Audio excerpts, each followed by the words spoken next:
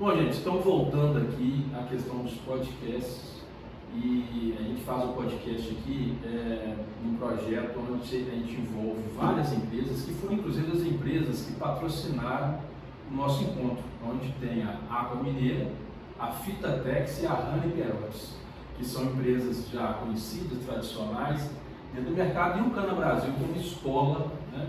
E hoje nós estamos recebendo aqui o Benjamin, né, que foi quem está fazendo um trabalho muito grande. Vou deixar um tempo aí para o Benjamin falar. Estou fazendo um curso com o Benjamin, né, e o presidente da ANPAC, o Roger, né, que também está fazendo um curso com a gente aqui, com o Benjamin, num tema totalmente inovador. Então, Benjamin, já pode começar falando um pouquinho desse tema que a gente está tratando aqui e da importância disso aí para o setor cachaceiro. Ok, Arnaldo. Prezado ouvinte, Roger, um prazer estar aqui. Estamos encerrando o 8º encontro de mestres alambiqueiros promovidos pelo Cana Brasil e seus parceiros. E também, ontem, demos início ao primeiro curso no Brasil intitulado Maturação de Aguardentes em Madeiras Brasileiras. Vejamos, estou falando aqui como professor do curso, como criador deste curso, mas também como diretor técnico e de desenvolvimento da ANPAC. Isso. Porque eu não posso separar as duas coisas, não é? E a ANPAC tem ideias, tem projetos, temos, por exemplo, a concessão de selos, dos selos progressivos de qualidade, que são importantíssimos e que esses selos passam necessariamente, seria o primeiro selo, um selo de autoadesão do produtor, declarando que ele é produtor de cachaça da Mineira. Um segundo selo, por exemplo, que seria o selo de conformidade de processo. É o cidadão, o produtor, cujo responsável técnico e ele fez o curso de produção otimizada de cachaça de alambique com pessoas devidamente qualificadas e certificadas pela ANPAC, todos falando a mesma língua. Pode ser Cana Brasil, pode ser Universidade Federal de Lavras, Universidade Federal de Minas Gerais, o Cefet, pode ser o Cachaçarias Nobres, os IFETs, a Universidade Federal de Lavras. Então, desde que todos falemos a mesma língua. Esse aqui é o propósito. E também nessa questão da maturação também, você tem esse propósito. Sim, você quer uniformizar uma proposta para apresentar essa proposta para o Ministério da Agricultura.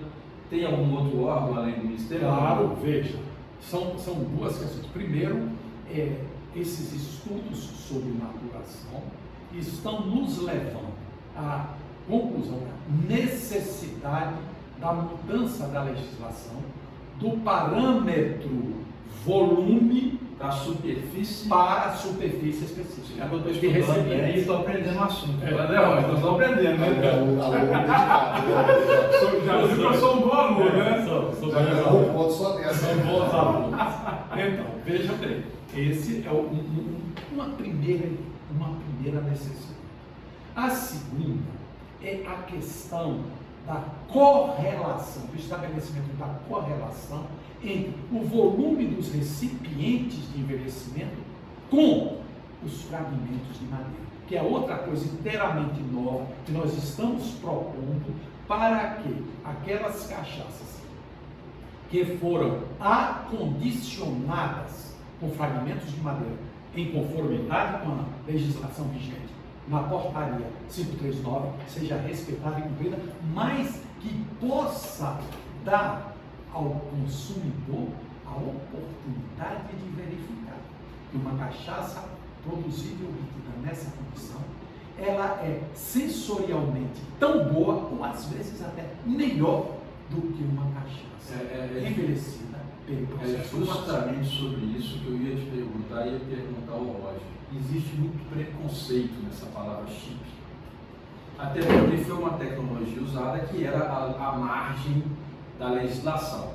Agora que essa tecnologia está dentro da legislação, a gente observa e eu já venho trabalhando com isso há um bom tempo, lógico que depois que essa lei saiu, a gente observa que dá para fazer coisa muito boa, inclusive no encontro que eu fiz o lançamento da José Ribeiro, onde eu utilizei a técnica de acondicionamento em duas madeiras, que é a roseta e o frejó, além das madeiras que eu usei armazenamento, um resultado que me agradou muito sensorialmente e a nível de paladar. Então, o que você enxerga, Roger, essa nova tecnologia, essa mudança grande que vai acontecer, né? As perspectivas, às vezes, do pequeno produtor, que às vezes não tem grana para investir num tonel e pode investir no plantio de árvore, o que isso vai gerar? Você falou a palavra, acho que de ordem é essa, né? Inovação, né?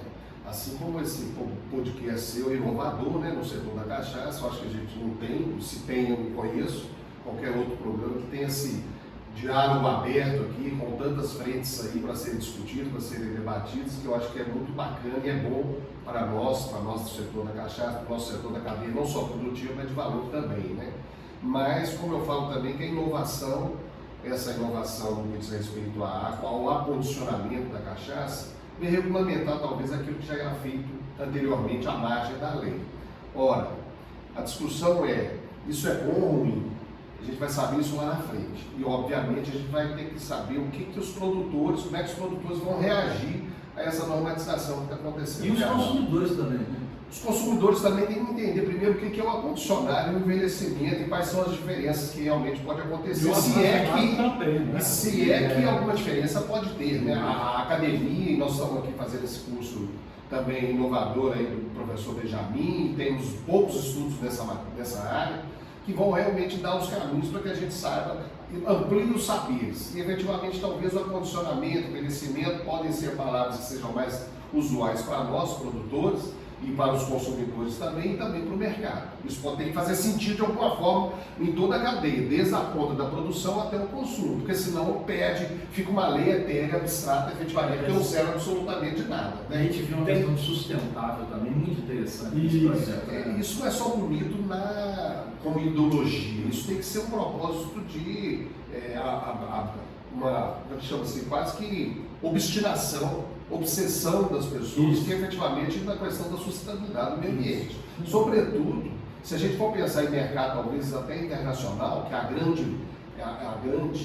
é o querer de todo produtor, né, das potencializa a exportação de uma murana, de um bálsamo, o mundo inteiro. Desde que seja efetivamente da sustentabilidade. Claro, e não só isso, mas com toda a garantia, por exemplo, a questão da certificação, do licenciamento, a garantia chamada segurança alimentar. Nós não podemos descurar isso. Então, muitos trabalhos que a academia precisa fazer, as agências de financiamento, os produtores precisam apoiar, são trabalhos com madeiras brasileiras. Nós temos muito pouco sobre madeiras brasileiras. Claro que temos alguns estudos em farmacognosia sobre algumas madeiras, mas do ponto de vista de análise toxicológica, química, bromatológica, sensorial,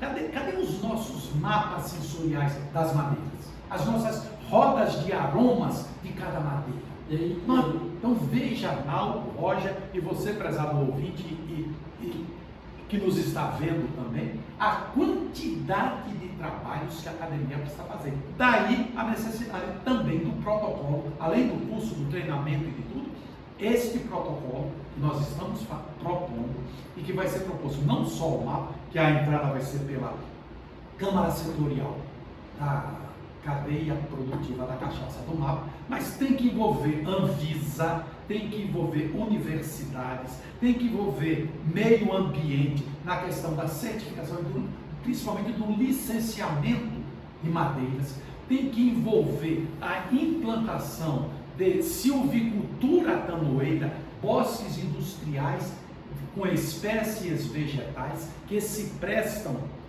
ao envelhecimento de bebidas, madeiras brasileiras, e nós já temos uma relação de 54 utilizadas, pesquisadas em alguns trabalhos, propostas Inclusive, O Fernando plantou lá. claro, para você ter ideia. E nós temos ali. A gente fica muito feliz de ver isso. Agora, deixa eu te falar. Só um Pode concluir. Tá? para você ter ideia, em 2016 já tinha ocorrido uma proposta no mapa de elaboração de uma norma de utilização de madeiras. Parou. Nós agora estamos retomando. E isso a gente precisa caminhar.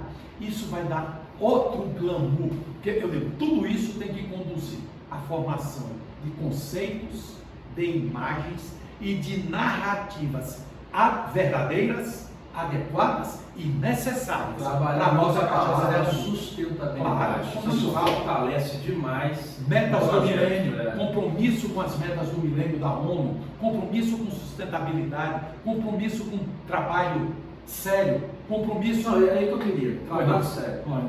Nós dizendo um professor da UFMG, professor Paulo Barbari, e com um trabalho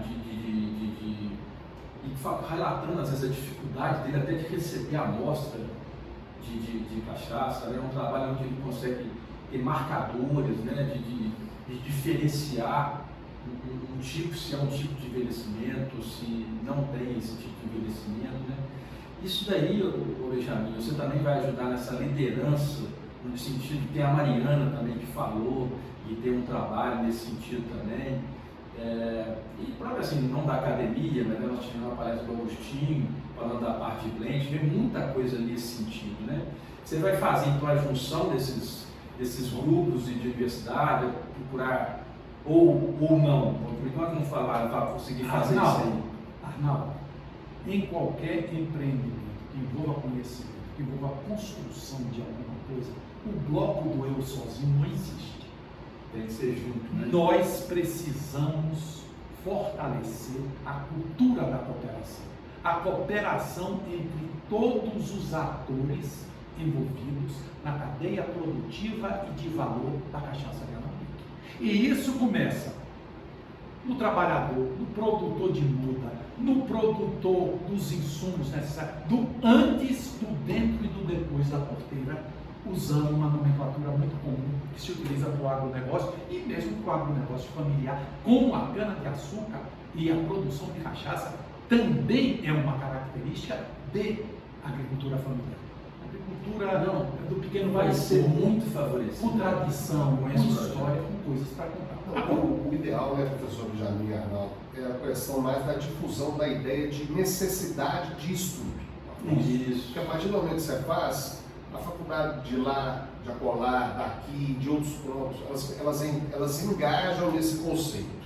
E aí, a partir daí, a gente cria, até porque realmente, para você julgar estudo a mão de uma única universidade, um único laboratório para fazer o estudo das 54 catalogadas aí que o senhor falando, é difícil demais. Então, pode ser que efetivamente você, a partir do momento que pulveriza esse estudo, realmente, na hora que você consegue depois reunir todas as conclusões que são feitas, obviamente feitas dentro do...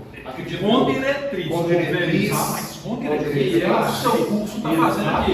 Está criando um modelo, uma diretriz, um caminho, para não ficar, eu estou estudando aqui, eu estou aqui, que aí como é que você vai comparar os resultados? Mas aí você compara, você junta os resultados e realmente você consegue compilar alguma coisa que vai trazer benefícios para toda a cadeia. Imagina, por exemplo, Lavras, o grupo da professora Graça, e não é só da Graça, do professor Akira.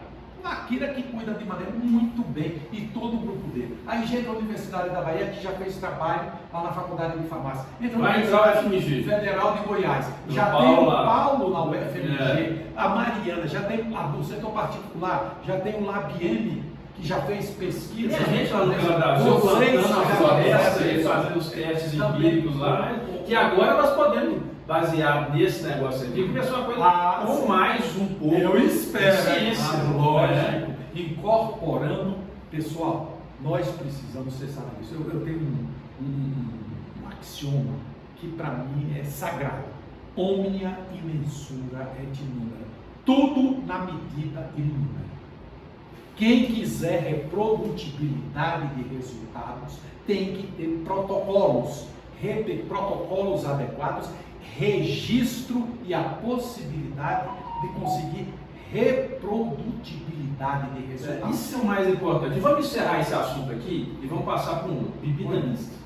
Nós tivemos uma palestra do Eduardo Prado, tivemos a palestra de quem mais da bebida mista. Eu falei de bebida mista, né, um pouquinho mais de bebida mista.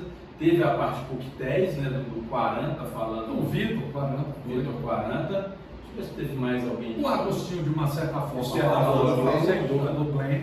E aí, a gente tem uma preocupação. Agora que eu estou lembrando.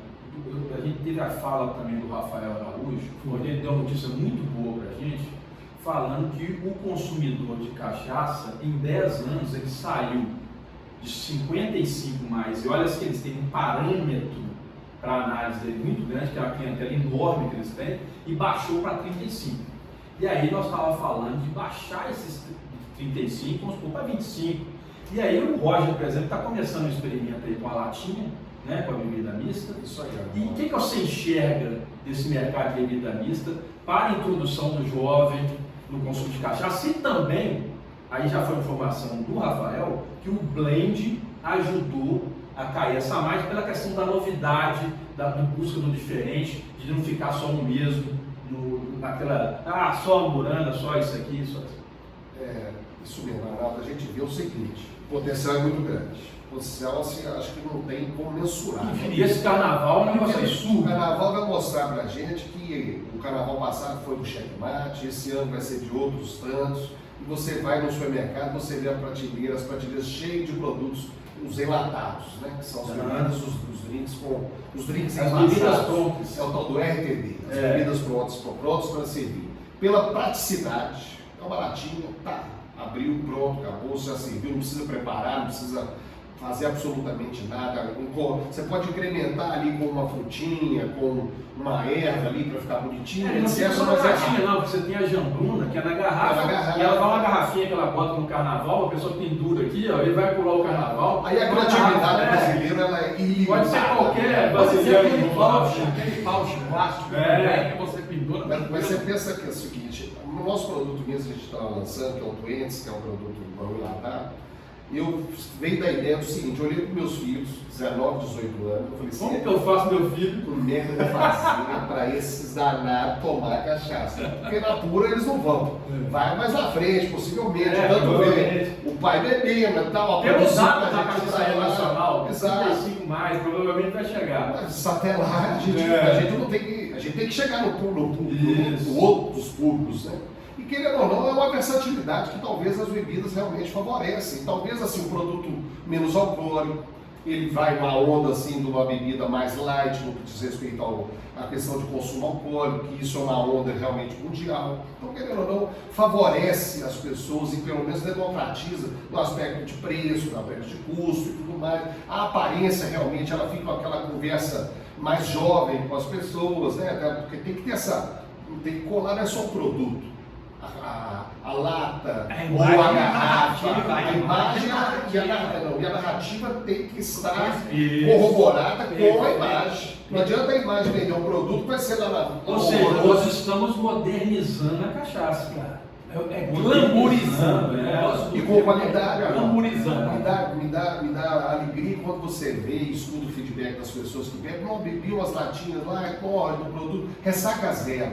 Olha. Então é porque nós estamos agregando ali, não tem ali. E todo mundo pergunta, mas é a cachaça desse água que está ali e tudo mais? Mas é a cachaça desse água. Eu espero que quem adentrar nesse mundo, eu acho que muitas pessoas têm que ver isso como realmente um potencial, e a cachaça ainda está muito incipiente nisso, precisa popularizar isso mais, botar um produto de qualidade. Porque se você colocar um produto ali menor, vai menor A gente teve vida pesar. experiência aqui com o nosso amigo Rafão, que é quem está fazendo os nossos drinks aqui. Como que às vezes a pessoa senta aqui e fala, não, eu não tomo cachaça. Aí o Rafão, delicadamente, ele tem uma cara de mal, mas é um cara, uma simpatia do Rafão, ele chega e fala, não, mas eu vou fazer um drink aqui para você, você vai provar, você vai falar, aí entrega o drink, a pessoa chega e fala, mas isso é com cachaça? Quer dizer, era um preconceito que ela tinha. E aí a pessoa bebe e fala, mas isso aqui tá gostoso demais.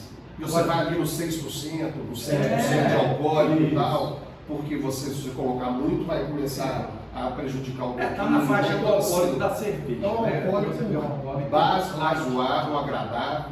Eu sei que o Sério também está fazendo isso lá em Goiás, se eu não me engano, tem umas latinas, um drink muito bom. Não é muita gente. Está precisando disso, para acho que está Agora, precisando. veja, isso aí também concordo com, fortalece uma ideia que a ANPAC vem defendendo e que eu tenho proposto, inclusive na Câmara Setorial, que é a ideia da adoção dos APIs, arranjos produtivos industriais multifuncionais, onde, logicamente, o primeiro módulo do API, que é o módulo das bebidas, justamente é o módulo que vai propiciar ao produtor o retorno financeiro com o desenvolvimento de novas bebidas, quer sejam fermentadas, fermento destiladas ou destilo retificadas e por mistura, que hoje é a grande tendência. A questão dos drinks, dos coquetéis, dos próprios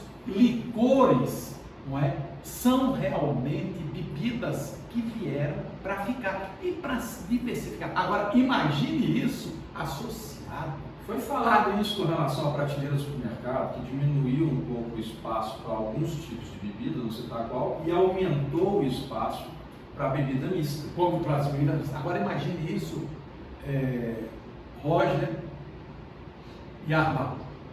Você tendo uma matéria-prima, uma cachaça, com esta gama infinita de possibilidades de sabor e aroma que o envelhecimento em madeiras brasileiras dá.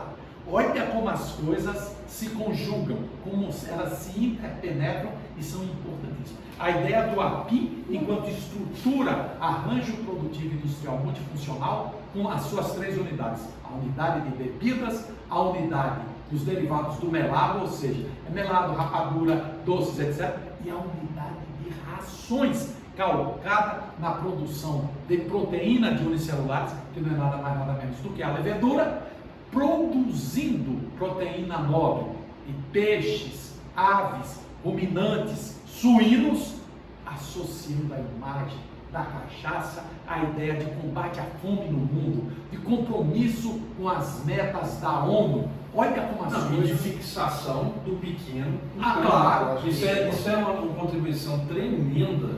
Claro. E não é só de fixação. E aí vem, só te lembrando, um encontro de mais um tema, que é observação de aves. Sim, sem dúvida. Que é um tema que eu fiquei impressionado. Diz que um americano, quando ele faz uma viagem para fazer observação de aves, eu não sei se o número é 30 mil reais ou 30 mil dólares.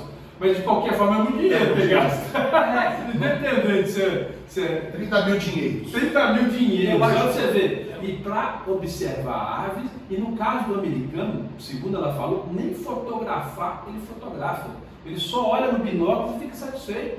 É verdade. E nós no Brasil queria pegar o peixe e fotografar, né? Um punhado de colegas aí, pescador, o zap dele tá foto do peixe lá, né? Nós temos uma experiência disso na Bahia, observação de aves lá na Siripinha, né? E você precisa ver o que é que isso agrega para a região em termos de valores. Impressionante o número. Na nossa fazenda, com 2 noites, eu não imaginei que ela tinha achado isso tudo, não, porque eu vi ela lá, uma hora, ela está 80, eu acho que 85 aves que encontrou na nossa região lá no Cana e no Cana Brasil, e em outras fazendas, e segundo ela, algumas raras.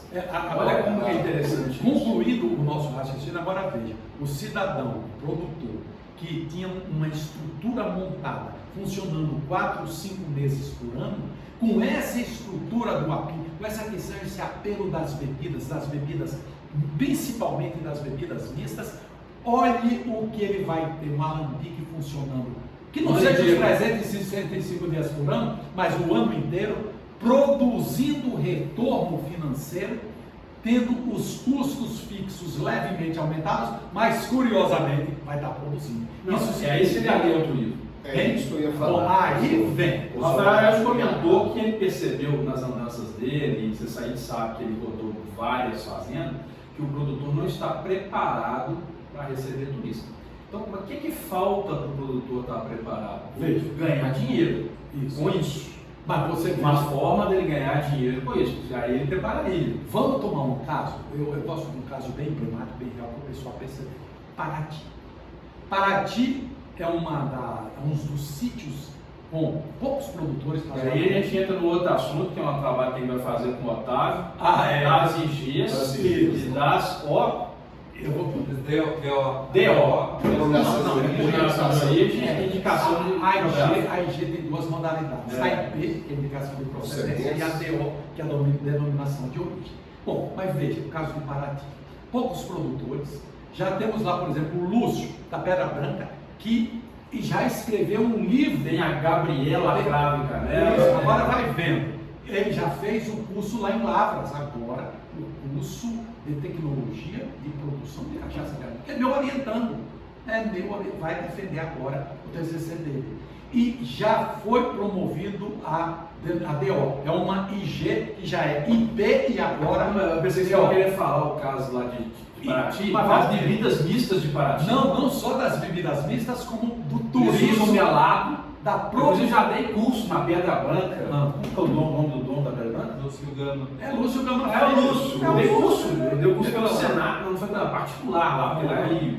De melado, lá na fazenda dele. Pois é, para você tentar.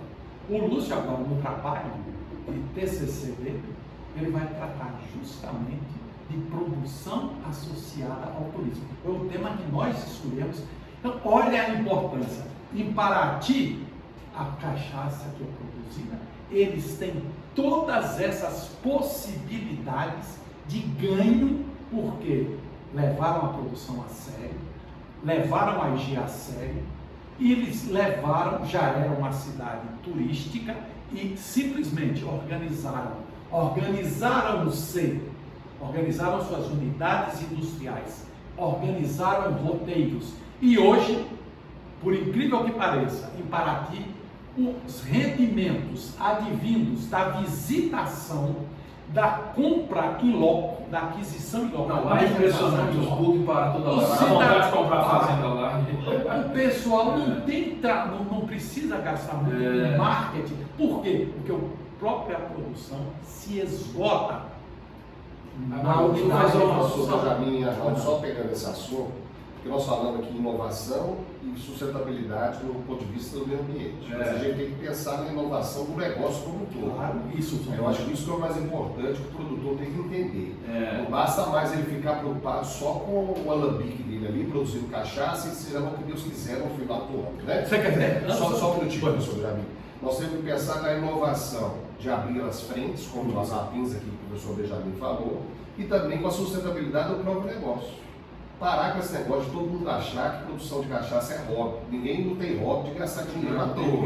Tem que ser sustentável. O business tem que ser sustentável. Então, assim, ele pode perceber a questão do turismo, que efetivamente é uma grande sacada. E pode ter uma capacitação, você falou lá do Rio de Janeiro, lá, porque o Senar está em todo o país. Através da CNA, através das federações, eles têm o Senar, tem as ATIGs, que são assistências técnicas gerenciais, que podem desenvolver para esse lado do turismo, porque a matéria-prima ele tem. Vai lá no alambique, ele vai ter história para contar de como foi construído o alambique, ele vai ter como foi formado o produto, como é que foi desenvolvido os produtos. Falta só a ordenação e organização das ideias para que ele coloque aquilo ali de forma sistêmica, com base naquela expectativa do consumidor, que é o quê? A experiência. O cara você não está falando cabano, que eu falo que ele vai ali só para ficar vendo as aves voando, ele também pode ir ali e só ter a experiência de ver o quê? Como é que é a cana, como é que é a poda da cana, como é que é a cloração do blend, como é que é a destilação, o que é levedura, o que é fermentação. Aqui a gente está vivendo. Esse é o pensamento que eu acho que a gente percebe uma pessoa, quando a gente fala que aqui tem uma fábrica de cachaça, os caras ficam doidos. Exatamente. Né? Dentro de Belo Horizonte a gente tem uma fábrica de cachaça, e a pessoa fala, não, impressionante, que é uma grande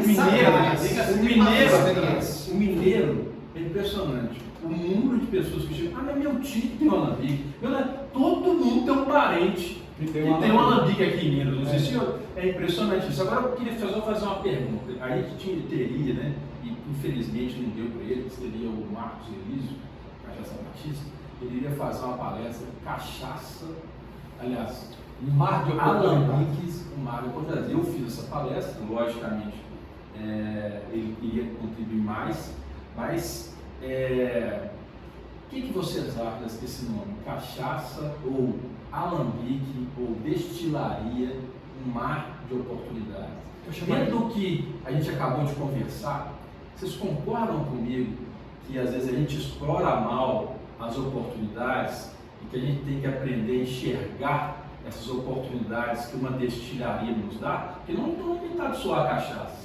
Eu estava falando com o professor Benjamin, na entre safra, de repente fazer um rum, né? E aí você está aproveitando a sua estrutura. O que tem que mudar numa estrutura entre você fazer uma cachaça e fazer o rum? Muda a matéria-prima, né? E aí você tem o vapor, você tem a sobra de bagaço, quer dizer, né? E aí entra a questão da bebida mista, que às vezes o ajuste, existe uma mudança de projetos razoável pelas exigências, principalmente quando você vai usar frutas e tudo, mas não é, a maior parte, às vezes o cara já investiu, né? O que vocês acham, vocês dois aí, sobre isso? Bom, a primeira coisa que eu acho é o seguinte, o nome, a ideia de arranjo produtivo industrial multifuncional centrado na cana-de-açúcar. Esse é, agora, não é só a cana-de-açúcar, é a cana-de-açúcar numa interação com as outras matérias-primas vegetais produzidas na região. Então, eu já falei dos 3 módulos, das 3 possibilidades. A diversificação é infinita. Você está falando de investimentos, vai ser necessário alguns investimentos a mais. Claro. Nós vamos precisar ter dornas fechadas, sistemas de resfriamento melhores, mas os 2 equipamentos principais, Adalto, toda lambique já tem. A caldeira e a moenda, meu irmão, que são os 2 mais caros. O resto, os outros equipamentos, vão ter um custo bastante inferior ao desses equipamentos, com uma possibilidade, um leque de aberturas e possibilidades impressionantes. No caso, por exemplo, da cachaça Serra das Almas, vamos sair um pouco de Minas, vamos para a Bahia. Serra das Almas, lá em Rio de Contas, Bahia. Marcos Vaccaro é o proprietário. O Marcos, ele teve a primeira cachaça orgânica no Brasil. Eu lembro que tem um vídeo do CPT feito lá. Me confirmou, foi meu aluno, um dos primeiros cursos que eu dei na Bahia de produção de cachaça. Pra você ter ideia, na época do programa que se chamava Aproveitamento Integral da Cana-de-Açúcar. Ele hoje, ele confessou, ele ganha mais dinheiro hoje com turismo de convivência e de visitação do que até com a venda da própria cachaça. Então imagine o que é o outro também, essa é a sua, é assim. Ele fala isso comigo. Que então, o outro da Sanhaçu é a mesma coisa. Está a 80 quilômetros da capital. Isso. E teve uma palestra deles lá no congresso lá em Lavras, no simpósio, onde ele deu esse depoimento, onde foi dado espetacular, com todos esses links com preservação ambiental, turismo, diversificação da produção. É a velha filosofia, Raul. Não se colocar todos os ovos no mesmo cesto, meu irmão. Mas aí também, professor, a gente vai tocar no assunto, Arnaldo, talvez é muito espinhoso, mas ele é verdadeiro. A questão da perenidade do negócio. Porque às vezes você está tão obstinado ali em fazer a cachaça, e deu certo até então, que falta um pouquinho daqueles 2 passos para trás para você ter aquela visão periférica, né? Então, efetivamente, talvez, aí as outras gerações que vêm, e a gente tem que estimular esse negócio, porque efetivamente elas, às vezes, chegam com ideias inovadoras, e às vezes não tão inovadoras, mas é aquilo que você estava tão ligado e focado ali. O bitolado é muito, mas às vezes você estava focado. O foco te levou a ver só aquilo ali que pediu de você abrir um pouquinho o seu campo de visão e perceber todas as... Concordo quando ele fala que é o mar de oportunidades, porque efetivamente as oportunidades estão aí. Então, às vezes, realmente, é importante você trabalhar essa sucessão, porque as outras pessoas que virão da família ou do empreendimento ali, elas podem acrescentar nesse aspecto. Vamos construir um produto novo para atingir a moçada? Vamos fazer o turismo, viabilizar esse negócio? Mas eu só sei fazer a cachaça. Ok, mas eu posso ajudar e contribuir de alguma maneira. Vamos apostar uma árvore. Plantar árvores, a cada barril que a gente faz, a gente já planta uma árvore. O jovem de hoje está muito ligado a essa questão ambiental. Se eles entendem isso, porque hoje ele já é educado desde criança, né? Desde novinho a essa questão ambiental. Então eles vão valorizar isso com você. Então, uma campanha boa, adote uma árvore. Por exemplo, você está falando do Marco Elísio. A primeira vez que eu conversei com esse pessoal, que ele me convidou para ir lá, ele já me falou exatamente dessa questão do mar de oportunidades. E nós conversamos sobre todas essas coisas que nós estamos conversando aqui. É uma pessoa aberta para a inovação, ele tem essa visão clara de que nós precisamos, às vezes, nos afastar um pouco do objeto em observação para podermos enxergar em abrangência. Então, os dois passos para trás. Existe O trabalho seu de vida mista é sozinho ou você tem uma união com uma outra empresa? A gente produz, é tudo utilizado nos estudos da Cachaça de Serra, pelo menos ela é embasada na Prússia. É uma empresa já de cervejaria, já desenvolvida e tudo mais. Foi feito junto com o pessoal do ABM, que ajudou a desenvolver os produtos, porque a gente tinha ideia, né? A gente ainda tem as ideias, então vai fervilhando e tudo mais, só que a organização das ideias, a sistematização delas, a gente tem que ter a parceria de um laboratório que vai desenvolver os insumos melhores para chegar naquela ideia que você teve, dos conceitos, e uma boa empresa que vai materializar a produção, porque realmente é um equipamento caro, né? Você, o enlatamento e tudo mais, isso não é barato. É R$200 mil no mínimo. Então assim, você vai começar assim, vai vender R$200 mil, vai converter esse dinheiro para você começar a gerar negócio. É muito caro. Esse mercado da terceirização... A gente não pode estar fechado com essa terceirização, não, e ter um pouquinho a vaidade, um pouquinho desprovido dela, um pouquinho, para realmente pegar grandes parceiros. O mercado de terceirização, o mercado está crescendo, eu vivo disso. Você sabe disso. Então eu sei perfeitamente. Então, gente, muito obrigado, né, pela entrevista, até Benjamin por ter vindo aí no Canal Brasil, tá dando curso, está participando, o presidente por estar assistindo o curso aqui com a gente.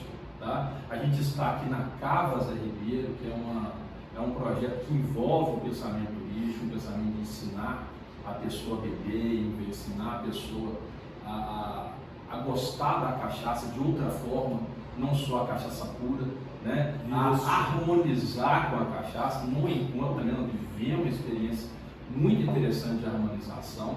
Então, eu fico muito feliz aí por estarem. Lembrando ao produtor, não é, Roger e Arnaldo, de que a cachaça é dele. Ele a bebe como ele quiser. Ele é o soberano. A vontade dele é a vontade soberana. E nós temos que desejar que haja essa clareza de percepção de que o bloco do eu sozinho não funciona. Nós precisamos nos unir, nós precisamos de parcerias efetivas. Essa questão que o Roger levantou final, da questão da continuidade, é fundamental. Às vezes, a gente não tem a percepção do potencial do nosso negócio por falta, às vezes, de uma consultoria técnica, de buscar o técnico adequado, de buscar a conversa adequada com alguém do Sistema S, com alguém da universidade, com alguém da ANPAC, que a gente precisa valorizar a nossa associação de produtores e de outros integrantes da cadeia produtiva e de valor. Integrantes geral, não é só produtor de cachaça não, é dos produtores de bens e serviços do antes, do durante, do dentro e do depois da cadeia de valor, né? E diminuir bastante o tamanho dos egos, que realmente este tamanho de egos não pode ser um fator de impedimento de uma aproximação, de um crescimento do setor. Temos a humildade suficiente para entendermos de que todos têm com que contribuir, todos podem contribuir com alguma coisa e que nós somos eternos aprendizes na vida e no mundo. Falar uma coisa para finalizar também? Arnaldo, eu quero agradecer a oportunidade de estar aqui, para hoje fazer esse curso de maturação, que é uma coisa que realmente é outro tema para muita conversa. Tem muita gente trabalhando, indo na tentativa e erro. Uma hora isso vai estar mais fácil e mais tangível até para nós produtores, mais fácil da gente depreender. Eu queria parabenizar você pelo encontro, que realmente são iniciativas dessas que realmente tornam muito mais cativantes o universo da cachaça, a discussão aberta, essas polêmicas que são levantadas, essas discussões que são inovadoras aí, qual que é o caminho do futuro. Seria muito bom que muitas pessoas estivessem aí envolvidas nesse debate amplo que vocês promovem aí, que a gente consiga fazer mais encontros de cachaceiros aí pelo Brasil afora, onde a gente pode tornar a cachaça pop no aspecto da discussão mais técnica, mais perceptível, mais tecnológica e mais inovadora, como você faz aqui. Parabéns pela Casa Zé Ribeiro, uma homenagem justa ao seu pai, com quem eu aprendi a fazer cachaça, fiz o curso com ele. Fiz o curso com ele. Fiz o curso com ele, então agradeço demais a oportunidade de estar aqui e convido a todos para vir conhecer a Casa do Grande Zé Ribeiro e tomar mais uma aula aqui com o professor Benjamin e mais outros que queiram falar aí sobre cachaça, que é sempre um universo muito bacana. Não, com certeza eu quero receber mais várias vezes o Benjamin aqui na nossa casa. Gente, então um abraço e até o próximo podcast.